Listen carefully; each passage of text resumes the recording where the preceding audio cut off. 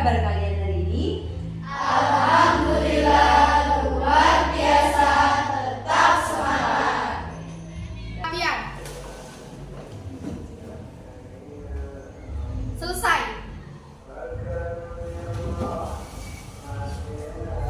Duduk, siap, doa mulai. Bismillahirrahmanirrahim.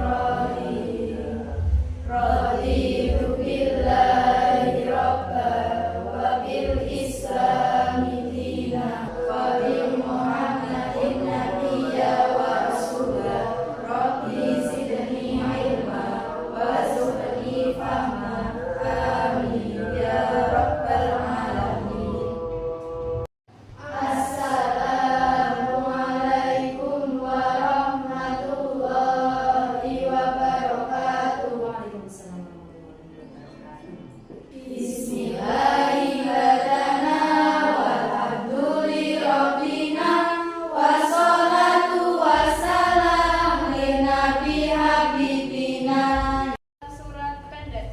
Bismillahirrahmanirrahim. Qul a'udzu birabbin nas, malikin nas, ilahin nas, min syarril waswasil khannas, alladzi yuwaswisu fi sudurin nas, minal jinnati wan nas. Shadaqallahul adzim. Ayat 2, 3. Indonesia tanah airku, tanah tumpah darah. Di sanalah aku berdiri, jadi pandu ibuku. Mengawali pembelajaran kita hari ini, biar kita semangat, kita speaking dulu ya anak-anak. Ya, dengan cara tepuk semangat, bisa ya? Oke, Bu Eni akan memimpin tepuknya ini. Dek. Tepuk semangat. Semangat, semangat. Oke, dihapus dulu. Oke, untuk hari ini adakah yang tidak hadir? Ada? Satu ya? Mbak siapa? Mbak Novita. Mbak Novita tidak hadir kenapa? Oh, sakit. Ada surat izinnya? Ada ya? Oke, sakit Mbak Novita sakit. Yang lainnya masuk nggih? Terima kasih. Tujuan pembelajaran kita pada pagi hari ini yaitu supaya anak-anak nanti bisa mengembangkan proyek terkait materi tata cara sujud, gitu ya. Bu Eni kasih pertanyaan. Ya, ini pertanyaan pemantik namanya ya. Nah, coba siapa yang bisa menjelaskan tata cara salah satu sujud di antara 3 sujud itu? Ya, oke, Mbak Rara. Sujud syukur. Oh iya, menjelaskan tata cara sujud syukur bagaimana itu? Yang pertama menghadap kiblat, Mhm. yang kedua niat, Mhm. yang ketiga sujud seperti orang sholat, yang keempat duduk kembali, yang kelima salam. Oke. Pertanyaan kedua, ini siapa yang bisa jawab nih? Jenis desain atau aplikasi apa yang tepat untuk dibuat proyek berkaitan dengan materi sujud? Saya, Bu. Iya, Mbak Aisyah. Saya tahunya aplikasi kami. Aplikasi Canva, bagus. Beri hapus dulu untuk Mbak Aisyah. Ya, kan HP-nya dikeluarkan dulu, Mbak, Mas. Nanti akan Bu Eni kirim soal asesmen awal, dimana untuk mengetahui kesiapan belajar kalian, gitu ya. Nah, itu soal silahkan dikerjakan, nanti akan langsung terlihat nilainya.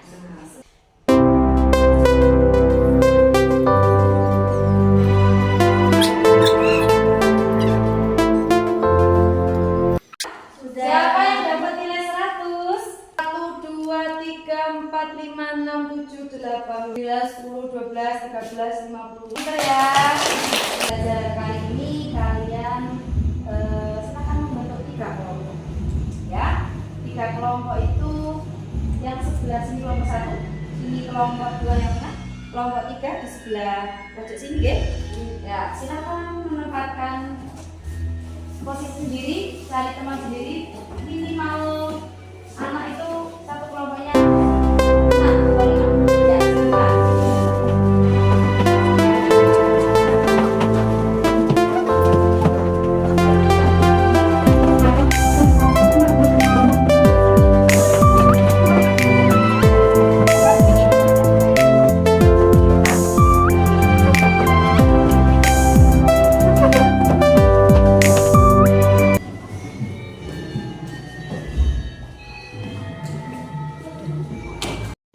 Sudah terbentuk 3 kelompok, kelompok 1, kelompok 2, dan kelompok 3. Nah, tiap kelompok ini nanti berbeda tugasnya, nggih. Nah, pembelajaran ini Bu Eni menggunakan model PJBL, yaitu Project Based Learning, atau di mana nanti kalian akan membuat sebuah project. Nah, kelompok 1 itu tugasnya nanti membuat project. Untuk bentuknya tadi seperti yang sudah disampaikan Mbak Isa, yaitu Canva dari KPSN 4. Isinya menjelaskan materi sujud yang 3 itu tadi, kemudian manfaatnya apa saja. Nah, maksudnya manfaatnya itu ketika sujud sahwi itu pada pelaksanaannya itu karena apa? Penjelasannya itu materi sujud sahwi itu karena apa? Kemudian tilawah itu karena apa? Manfaatnya. Kemudian kelompok 2 itu membuat tutorial gerakan sujud. Ya, silakan menggunakan aplikasi Canva, cari di internet ya. Bagaimana cara sujud itu? Sujud 3 itu ya. Oke. Kemudian kelompok 3 itu tugasnya membuat infografis tentang manfaat sujud bagi kesehatan badan. Gitu ya. Nah, itu nanti langsung dikerjakan melalui HP ya, melalui HP, terus nanti dibuka melalui link kirim ke grup gitu ya, HP akan dikerjakan.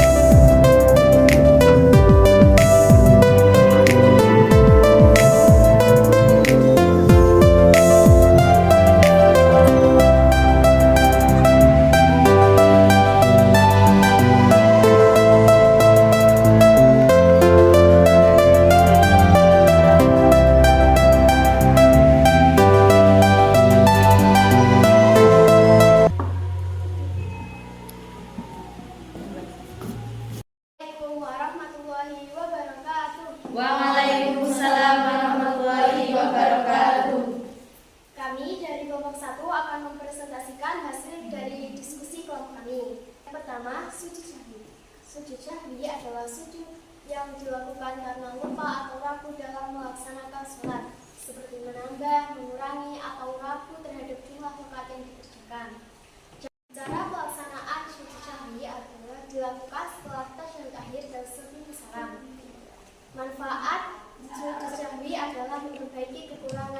sholat. Tilawah adalah sujud yang dilakukan ketika membaca atau mendengar ayat sajadah dalam Al-Quran.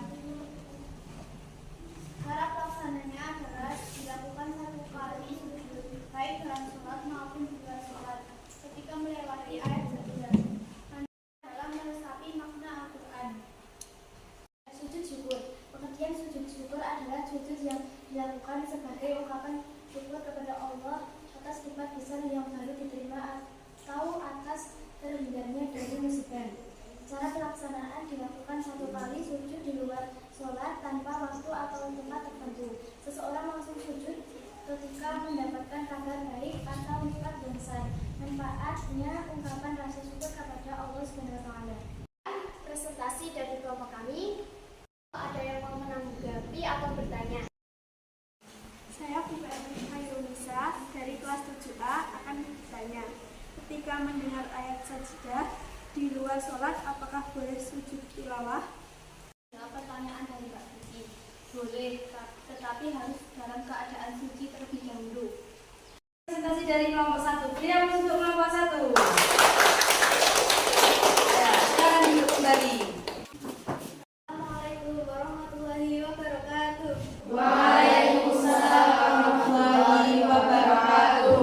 Kami dari kelompok 2 ingin mempresentasikan hasil diskusi dari kelompok kami tentang tata sujud sholat, membaca tasyahud akhir, dari sujud dengan mengucapkan takbir, duduk sebentar, subhanallahi wa la yasjud, duduk kembali dan akhiri oleh salam.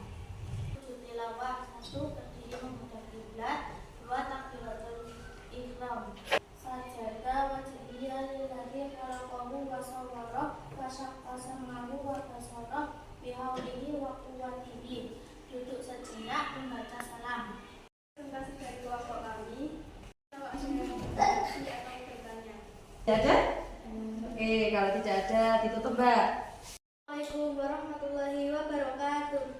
Waalaikumsalam warahmatullahi wabarakatuh. Beri untuk kelompok 2. Ya, silakan duduk kembali. Assalamualaikum warahmatullahi wabarakatuh. Waalaikumsalam warahmatullahi wabarakatuh. Dari kelompok 3 akan mempresentasikan hasil kerja kelompok kami Tentang manfaat sujud bagi kesehatan. Otak. Meningkatkan aliran darah ke otak, memperbaiki fokus, meredakan stres dan kecemasan. Kedua, tulang belakang. Meluruskan dan menegangkan tulang belakang, meredakan ketegangan, memperbaiki postur. Tiga, lengan dan bahu.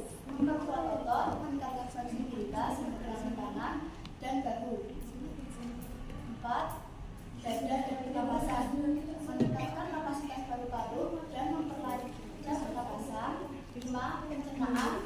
Merangsang sistem pencernaan, memperbaiki proses detoksifikasi. 6. Perut dan pinggul. Memperkuat otot inti, meningkatkan fleksibilitas pinggul. 7. Lutut dan kaki. Memperkuat sendi lutut, meningkatkan fleksibilitas kaki. 8. Sirkulasi darah. Meningkatkan sirkulasi darah dan mengurangi tekanan darah. 9. Keseimbangan psikologis. Meningkatkan ketegangan, menumbuhkan kerendahan hati dan keseimbangan spiritual. Presentasi dari kelompok kami, ada yang mau menanggapi? Yang mau menanggapi? Oke, berarti sudah paham semua ini manfaat sujud bagi kesehatan tubuh ya? Paham nggih? Ya, oke. Tutup, Mbak, kalau sudah tidak ada yang mau bertanya. Wassalamualaikum warahmatullahi wabarakatuh. Waalaikumsalam warahmatullahi wabarakatuh. Yang untuk kelompok 3. Ya, silakan duduk kembali. Bu Eni menyimpulkan.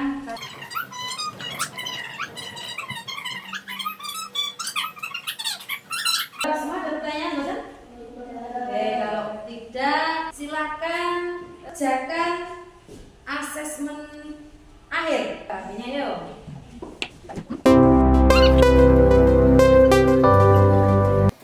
Selesai mengerjakan? Sudah. Belum kita tutup, Bu Eni mau tanya nih. Bagaimana pembelajaran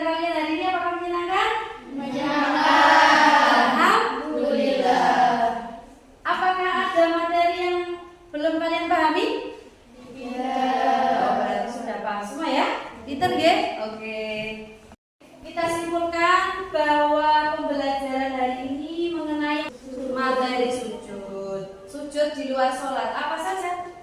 Sujud sahwi, sujud syukur, sujud Sujud tilawah. Oke. Sujud sahwi. Sujud sahwi itu dilaksanakan ketika apa? Lupa atau ragu dalam rakaat sholat. Pinter. Yang kedua, sujud syukur. Apa itu sujud syukur? Sujud mendapatkan apa? Nikmat dari Allah. Ya. Tiga yaitu sujud tilawah. Apa itu sujud tilawah? Mendengar ayat sajdah. Oke. Kemudian tata cara sujud sudah disampaikan kelompok 2 tadi. Kemudian beberapa manfaat dari sujud untuk kesehatan. Ada apa itu tadi? Kepala. Nah, kepala dan otak itu apa tadi, Mbak Rara? Menyampaikan apa tadi? Manfaatnya untuk apa? Aliran darah ke otak. Ya, meningkatkan aliran darah ke otak. Jadi darahnya itu mengalir ke otak itu secara lancar gitu ya. Karena posisi sujud itu kan kepala di bawah ya. Nah, itu otak darahnya ke otak. Bisa dengan lancar. Alhamdulillah. Nek sing ora tau sujud ya berarti darahnya ke otak tidak begitu lancar.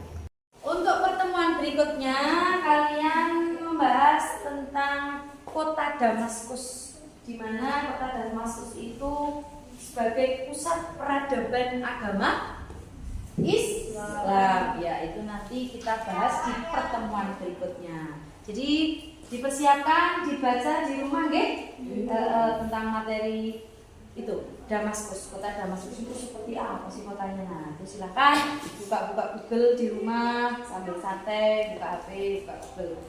Kalian mempelajari tentang kota Damaskus.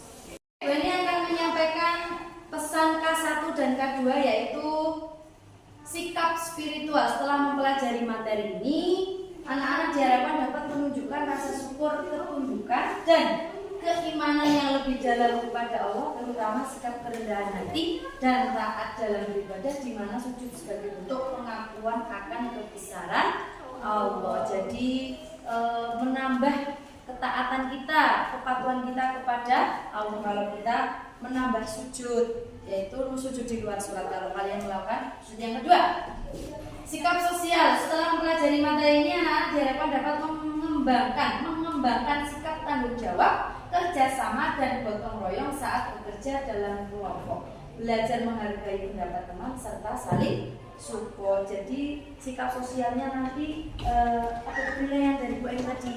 Walaupun Bu Eni tidak menilai satu-satu, tapi ada pengamatan Bu Eni. Oh ya, si A, si B, oh begini cara belajar kelompok, oh begini kalau konsolidasi itu ada penilaian dari Bu Eni. Mengakhiri pembelajaran pada hari ini, silakan ketua kelas untuk memimpin doa. Doa mulai. Bismillah.